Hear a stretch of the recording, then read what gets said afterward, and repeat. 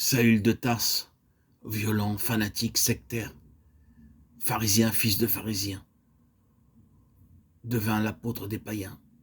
Romains 11, 13. Ce juif eut reçu la révélation venant du ciel. Ce juif, farouche, engagé, fanatique, fier de ses ancêtres, de ses origines, de sa naissance, de sa tradition, de sa formation et de son sang, a pu dire avec conviction qu'il n'y a plus ni juif, ni grec, ni circoncis, ni incirconcis. Tous les murs de séparation ont été renversés par cette vision qu'il eut de Christ.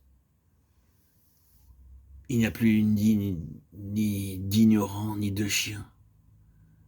Mais que dit-il? Que tous sont un en Christ Jésus. Dans le grec, une personne en Christ Jésus.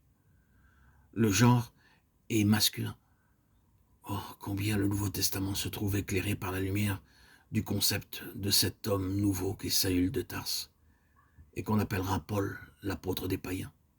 En effet, cela couvre toute la signification du véritable christianisme. Cela donne le véritable sens à la nouvelle naissance.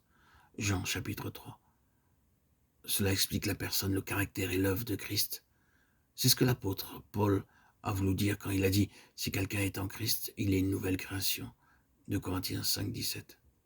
Et cela explique ces mots sublimes qui se trouvent dans Romains 8 au verset 29, prédestiné à être semblable à l'image de son Fils.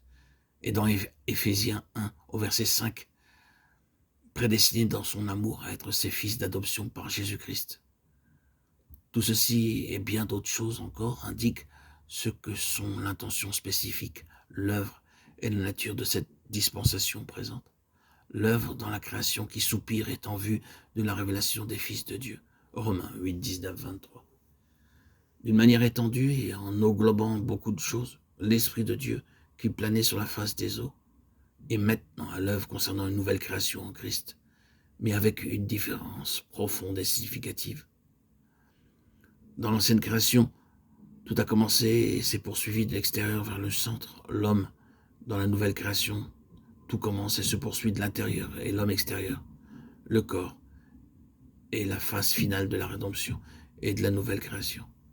La rédemption de notre corps, Romains 8, 23, 1 Corinthiens 15. L'œuvre de l'Esprit de Dieu dans cette dispensation s'est accomplie. En Christ, nous avons la nouvelle création et toute sa signification la plus profonde.